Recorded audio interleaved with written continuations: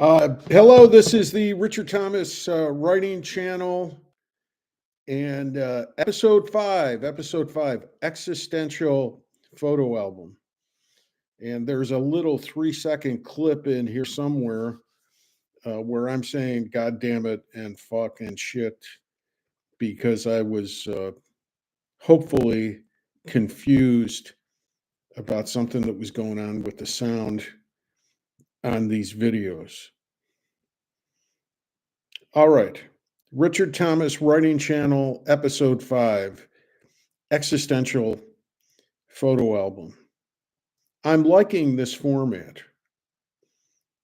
I've kind of done it before, but I think this is a little bit better this time. But I like the talk and the writing. It's one of the things that I felt when I took a pause, that Georgia O'Keeffe quote, I took a month off from my painting to realize who I am again or something. I don't know. You just wait for yourself to arrive. But I felt that really, there was a thought in my mind, like, what's the point of writing?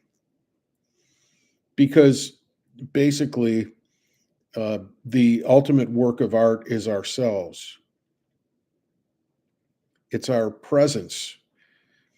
And I like the fact of the talk because I still think I've kind of determined that the writing is still important, but the presence, that's ultimately, that's the goal, right?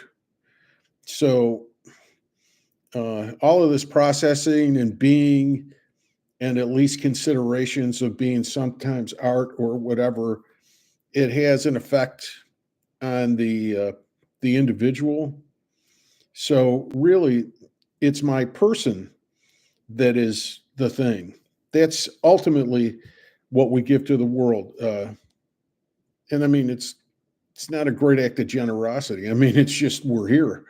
So we give it to the world, and it's our presence. And I think just being here and saying fuck when I'm confused about the sound on the microphone, that's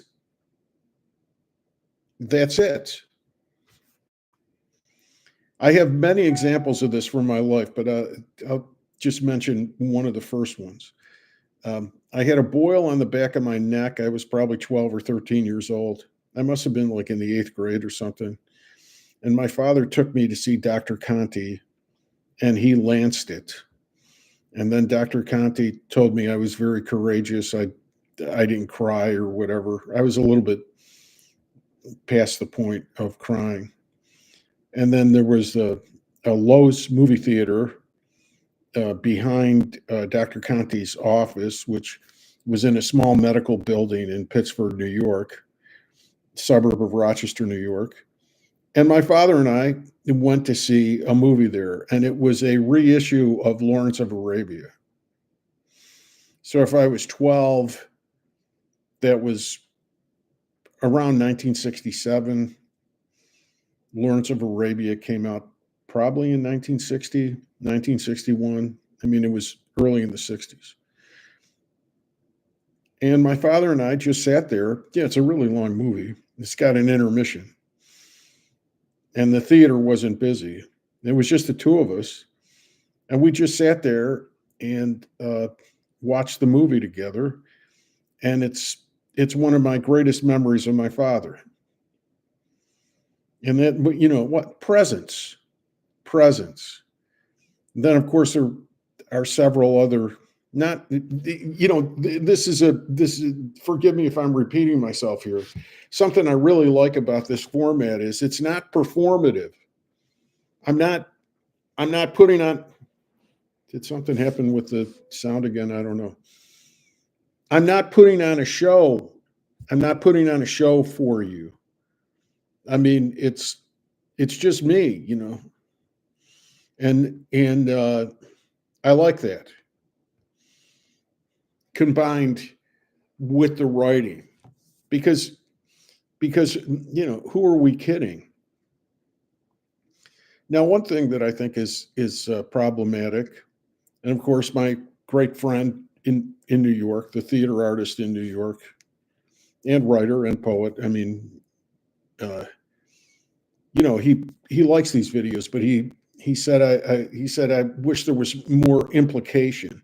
I know what he means because I really hit the nail on the head uh, at times, and that's not always that great to listen to. The reason why I do that is because I'm working things out for myself. So the thing out of my experience that makes me remember doing that the most was when I worked as a lawyer. I mean, it wasn't hard, but it was a lot, and I had to break down all these things about laws, and I had to break down all these intricacies of fact situations and cases, and I really just had to lay it out for myself. I mean, there's that great line. I've mentioned it before uh, on several occasions from the movie Philadelphia, where Denzel Washington's character is a lawyer, and he says to the witness, "Explain it to me like I'm a 2-year old." And that's kind of what I have to do to understand. If there's any wisdom uh, in what I'm doing, it's not because I'm so smart or I'm so wise. I mean, I actually I actually go through a process of gaining wisdom. That's what it is, and it's not a show. It's not a show, and frankly, right before I came down to the office here to make this video, I saw an ad for a show on CNN, some comedy show that they're doing about the news. Um, and I don't know their names. One I know, Michael Ian Black. But a couple others are like, I've seen them before. They're established comedy people, right? But it all seems so forced to me. I'm not criticizing them. I mean, that's what they do. But for me, I did that many, many years ago, and to sit here and try to be funny or something, it just doesn't. I don't know. It doesn't make much sense anymore. So I really I really like the non-performative nature of uh, of these videos. Okay, let's boy, that's all I had to talk about. So let's get to the writing. And one thing I was noticing we're going through this manuscript of the last blog essays that I wrote uh, when we after we moved here to Nashville. So right now we're going back to like um, August of 2023. I think the first one's July 31st. And I noticed something about this, but part of the blog is that there was kind of and this is why I call this. Let me have no implication at all and just explain it to you because I'm explaining it to myself. The reason why I called this episode "Existential Postcards" is because looking at these blog essays are like looking at snapshots of my soul on these days uh, about a year ago, and it's kind of interesting how much it's changed. So they say know yourself or whatever. Well, I knew myself in August of 2023, and I know myself in August of 2024, and I am a different person. And a lot of that is from the experience of doing this writing. Now, one thing I notice about my writing is that I put all this together in a manuscript, and the first piece that I'm going to look at, really, I've said, processing pieces and being pieces, and does it ever touch art? Well, I would put this in a category of like notes that led to other pieces. And there's kind of a thing that surprises me looking at it, that I'm rewriting without rewriting an original chunk of words, an original essay or something. I'm not going back and polishing the essay. What happens is that I write about certain things in one essay, and then it comes out in another essay, and the other essay might have a completely different frame of reference. Like this first essay is written ostensibly in response to Barbenheimer, that phenomena of last summer, of the movies Barbie and Oppenheimer being these huge successes, these big hits, and relating to talking about seeing those movies. But really, I was talking about other things. And the thing that I was talking about is my feeling that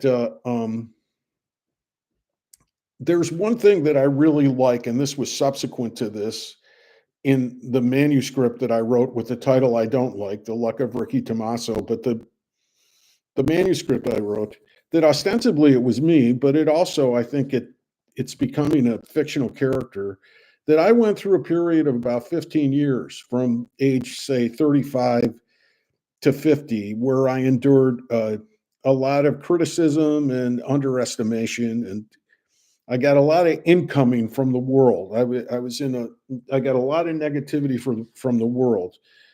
And both in my life and this character, it never deterred us from, so I talk about the character like somebody else. Well, yeah, it's a character based on me. But we were never deterred from our belief in ourselves, and in our belief in what we wanted to do. And and there's something directly in the news when Kamala Harris was quoting her mother in her acceptance speech, and she said her mother taught her that never accept what other people think of you, show them who you are. And I can proudly say that that's what I've done. Now, that's the life, the presence, the guy that you're seeing on the screen now. That's the presence. That's inside me. Even when I don't talk about it, it's inside me. And I think there's something we kind of sense it. We sense it. It's something beyond words. That's very much art. It's also creation. I mean, it's not art that I've made. I mean, it's who I am and who you are. That's the interaction. So I never let them, I never let the bastards push me down. I did suffer them.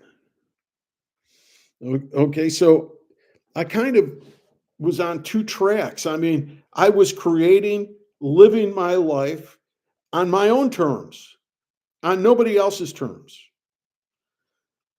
And at the same time, it's not that I ever believed them, but I was hurt by what they were doing.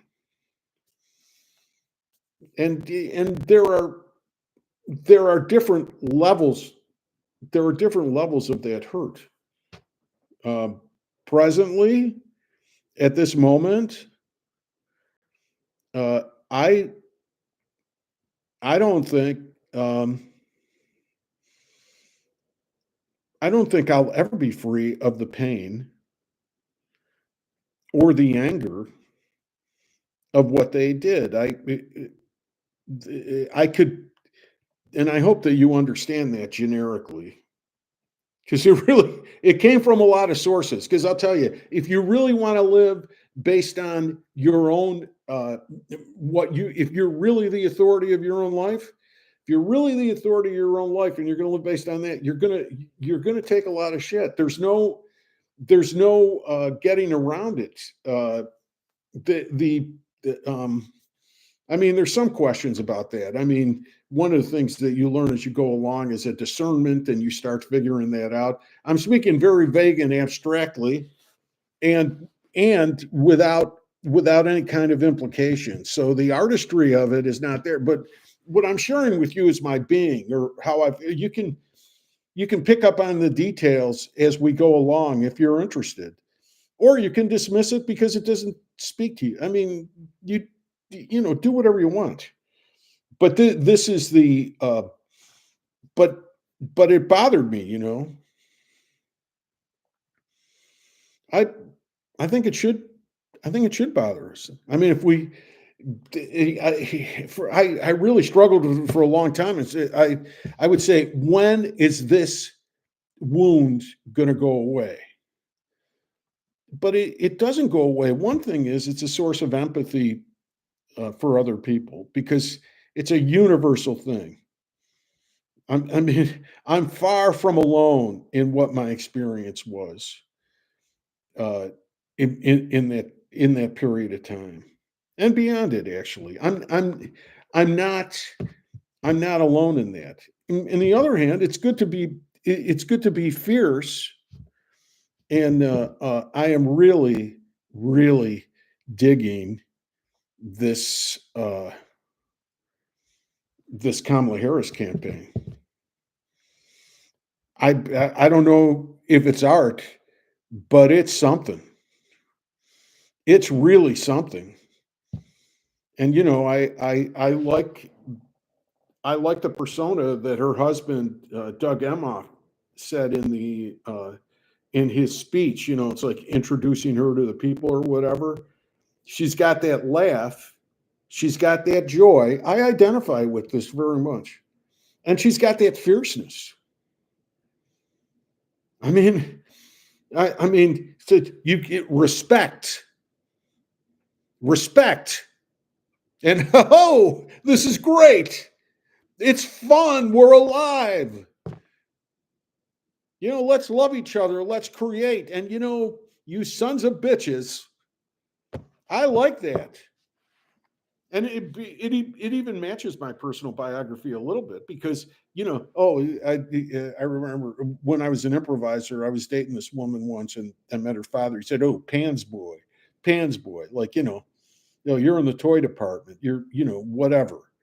That dismissiveness of my very being, which I did with great passion, is a big part of who I am. But then also, I was a prosecutor for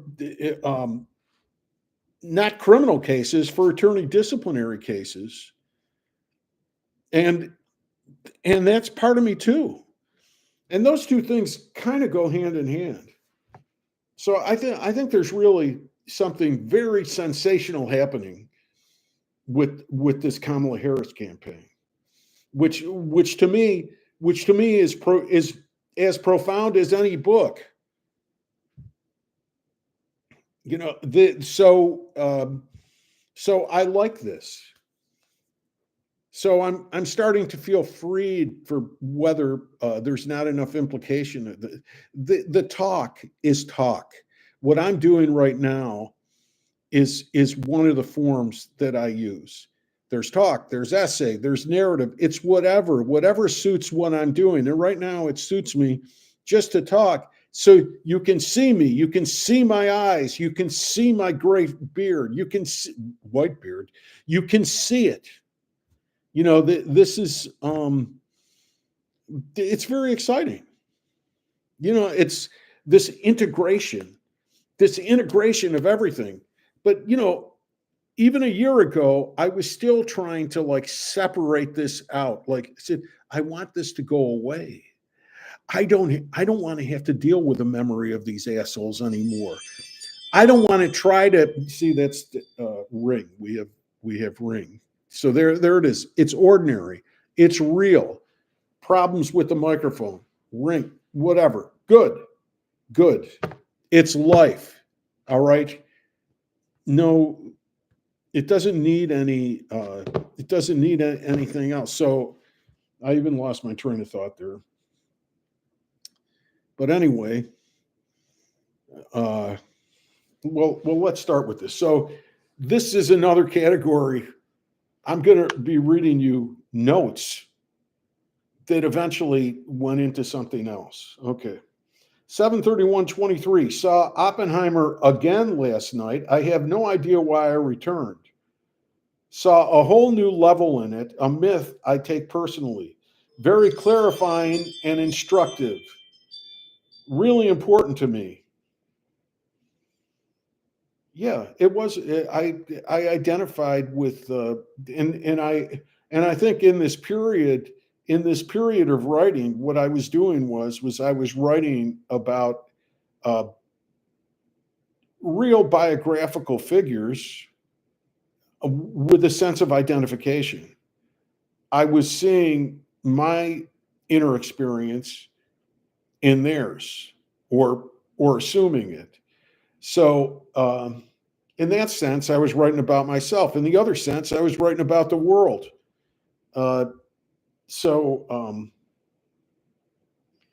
and then I say, I'm sure that story is personal to Nolan, to all of us as a general type. Yeah, I, no, I guess it was later, but the ice cream asshole, who is a real person and a character that'll be mentioned later, said, "Oh, it's never personal." I've already mentioned that. That's one of the things that stuck in my craw. Okay, that's the gift. That's the gift of the asshole. That's the gift of the person that wants to try to alienate you from yourself because they have some sort of a rule or whatever. It's the Trump campaign are examples of that. Like, cat ladies that don't have children, and I mean, everything that comes out of their mouth is an insult. That's all they know how to do. And there's a purpose for that. You dismiss you dismiss the insult, but they also teach you. It's like I didn't think that me saying that there was something personal in the writing would be controversial with anybody. I mean, it seemed like an obvious thing to me, but they help you even become more who you are. They're like a forge that you go through, and they pound out your boundaries. Now, this is where I just said this now in talk. It said, giving yourself to the world is the greatest gift you give. I know that from personal experience. Then I mentioned Bernie Sahlins, and I've talked about this before without any real explanation, and you'll get your explanation later. I'm Oppenheimer. Kitty, who was Oppenheimer's wife, was Oppenheimer's fiercest ally, and Louis Strauss, his nemesis. Each called him a martyr. Yeah, so Bernie called me a martyr, and Kitty called Oppenheimer a martyr in a positive sense, like in the sense of sacrificing yourself for the greater good. And Louis Strauss called him a martyr in terms of trying to have it both ways, like not taking. I'm just realizing this now when Bernie said it to me. He was calling me a martyr. I thought I never fully understood what he meant. He meant that I wasn't going for success. I wasn't making compromises for success. I didn't want it. Once after I was at Second City, I had an opportunity to audition for Saturday Night Live, and I didn't go. And I was kind of bemoaning it to my father. He said, maybe you didn't want to do it. And I didn't want to do it. I mean, I can't think of anything that I would dislike more than being a writer or an actor on Saturday Night Live. I mean, it's to me it would be incredibly frustrating because the sketches just don't go deeply enough, and that's all I want to do. So you know, so that's very interesting. But you can see why this is notes because that's not really in the writing, and you can see why it's an existential photo because this is a self overhearing. Okay, the Harold Bloom wrote that the great literary critic wrote that about Hamlet, and that made a big impression on me. That Shakespeare, according to Bloom, created Hamlet as a character who discovers himself through self overhearing. And mentioning Hamlet, somebody would say, "Oh, so are you ambivalent and all that?" But Bloom didn't have that interpretation of Hamlet. He didn't have that interpretation. He had an interpretation of a person that was very much who they were and actually followed. There's more of this Rilke letters to a young poet. I always quote this, a very famous quote: "Live the questions." That's what knowing yourself is. Knowing yourself is not like, oh, well, they said that about Reagan. He was comfortable in his own skin. Well, Reagan, by the time he was president, was like frozen in his own skin. I mean, you don't have an ideology if you know yourself. What you know is more of a feeling. It's like a propulsive energy that you know. You don't know, oh, I'm a writer, I'm a teacher, I'm a this, I'm a that. Oh, I want to write a novel. I don't want to write a novel. What is it? That's all like that's grist for the mill. What it really is that this face is what happened to the face that I had when I was 3 years old or when I came out as an infant. Okay, there is a constant essence there.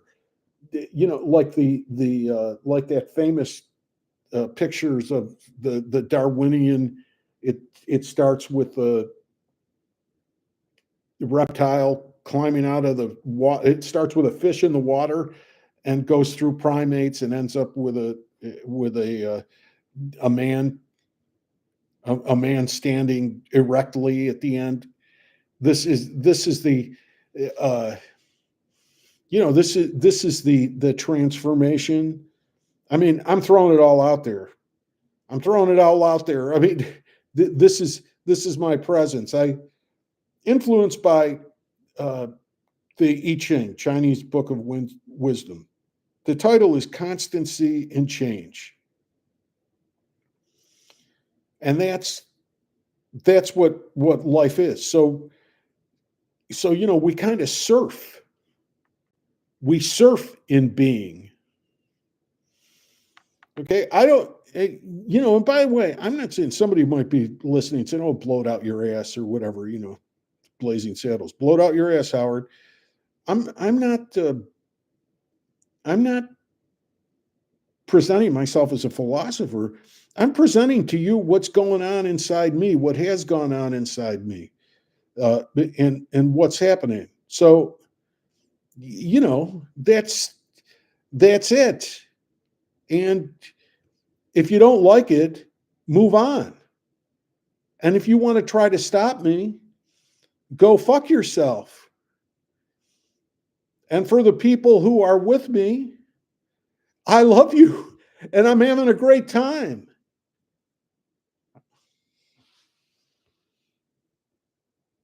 Okay. And now I'm wrong. I'm saying that from Bernie's perspective, Bernie once told me, he said, you don't want to do shit. This is the second city. We're really, let's face it. I mean, 99% of, after the first few years, whatever people did afterwards was shit. I mean, you had Mike Nichols and Barbara Harris. You had a couple of fine artists, and then the rest are, basically mediocrities, at best. But I'm interpreting here in these notes like that Bernie wanted me to fight. But Bernie didn't want me to fight. Bernie wanted me to succeed. And success is a trap. It's a trap. And this is the last thing that I'll say, which is I'm not even finished with these notes. So this has been another talking video, but that's okay. They'll be whatever they are. One thing that bothered me, I went back to Notre Dame and 45th reunion. And before that, I had interactions with Notre Dame because I went to school there. And one thing that I noticed is that everybody had a conformist, and I do mean everybody. I don't think I met anybody, I don't think I'm exaggerating at all, who didn't have this attitude. They have an attitude, this is the nature of success. This is it. To me, my success is what I fucking say it is. I mean, but it would be like, do they think that you don't have money? Then, and this is one of the insults that came out of the Trump campaign that I completely understood. By the way, I feel like Biden, here's the secret. I ended up with enough money. But they said that Tim Walz took $138,000 out of his 401k to pay for his daughter's college education. And he was ridiculed by them for this. They ridicule him. Trump said, oh, that guy, what a career. What kind of a career did he have? Tim Walz, who gave his life to service, and this isn't just like political tub thumping. This is absolutely true. The guy gave his life to service in the National Guard. He was a school teacher and a coach. He did so much for so many people. He was a congressman and a governor, and he's done so much for so many people, and he wasn't about money. And there's a lot of us that are like that. But in Notre Dame, it's about money. I mean, they like to say, well, we're the Irish and we do good things for people, and maybe they do, but it's always a little bit compromised. I was talking to this guy, and he said, I might have mentioned this before, but it fits in here. I was talking to this guy, and he said, oh no, because I made the point. I said, I think the really rich people, I think they're nuts. I mean, I think Harris said that in her acceptance speech. They must be out of their minds about a national reproductive health registry or something, that they wanted to have in a government bureau, everything, a woman has no privacy at all related to her health care. They must be out of their minds. And I think that the rich people are out of their minds. And this guy said, I knew a guy. I said the very, very rich, not the people that like, I have a nice car. We got a nice house. We go on trips. We buy stuff for our grandchildren. We have a nice life. There's no, I'm not crying poor, and I'm not against comfort. And I like my stuff. I'm not talking about that. I'm talking about, I said, these people, they're out of their minds. $1 billion. Nobody should have a fucking $1 billion. Okay, what are they doing with $1 billion? That's not what you need or even what you'd enjoy. That's power. And it's anti-democratic. And when they look at somebody like Tim Walz, who, apart from, even though politically, frankly, if you think there's any sort of a choice politically, I don't know what you're listening to this for, because come on. But anyway, Tim Walz, it's like, he's had a great life. He's had a great fucking life. Forget even morally or what you think of it, just his enjoyment of his life. He's been on an adventure, man. He's done so much. He's been involved with so much. He's gone to huge places. And you're criticizing him because he had to take $138,000 out of his 401k. to pay because you're just interested in money? What the fuck do you have? You have nothing. You certainly have nothing if you don't think that a father would make a sacrifice like that for a daughter. You have nothing if you've never felt that kind of love for anybody. So this guy listens to it and he doesn't like what I'm saying. And he says, I knew a guy who was a billionaire and he was in big pharma and he was the chairman of the board of a company in big pharma. And the board didn't want to give more money to the workers. So he resigned. It's like, oh, congratulations. Good. You did a good thing. I still say the guy was fucking nuts because he was with big pharma. I worked for a law firm. I didn't have any money. It was the first job I had in like 5 years that even paid anything like a professional wage. I was a new attorney, and they were going after they were representing a blood bank. It was an insurance coverage firm. They were trying to screw widows and orphans out of their wrongful death money. This blood bank had used AIDS tainted blood. And of course, many people died. And they were on the side, and they wanted me to work on the case of defending this blood bank so they didn't have to pay these people this money. So the insurance company didn't have to pay these people money. And I said, fuck this, I'm not doing it. And nobody's given me an award. I never did it. I never did it in any of these jobs. I was with the Illinois Attorney General's Gang Crime Prevention Center. They wanted me to go lobby in Springfield, capital of Illinois. They wanted me to go lobby in Springfield to have a law that fined parents after their children were truant from high school 3 times. A $500 fine. The data showed that a lot of these truant kids were from families that didn't have a lot of money. Working class, middle class, poor families. $500 it's a lot of money to me. But it would be really a lot of money to these people. And I had the temerity to say, why don't you work on the schools? And why don't you work on the opportunities that these kids are going to have so they're not going to go join a gang because they can make 40 grand a year on a street corner. This was at that time. I don't know if this is the situation now.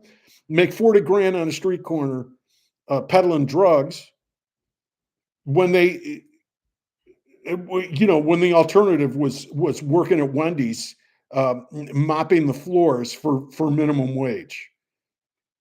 This was the thing. And they said, no, we want you to do this. And I said, that would be like asking a Catholic doctor to perform an abortion. Okay. This is warfare against poor people. So fuck them. And I was out of work again. You think that was fucking easy? It was a hell of a lot harder than this billionaire who decided to resign the board of big pharma after he made hundreds of millions of dollars shaking down people for medicine that they needed to survive. So, anyway, I don't know. I guess I read you about 4 lines or something. But anyway, that's my presence for today. I didn't try to be funny. And I'm not posing as a wise man. I'm just here being me. All right. There's some good writing coming. Believe me, we're going to get to that. All right. I'm way over now. I'm at 39:13. So I'm going to end the stream now, and we'll see you in episode 6.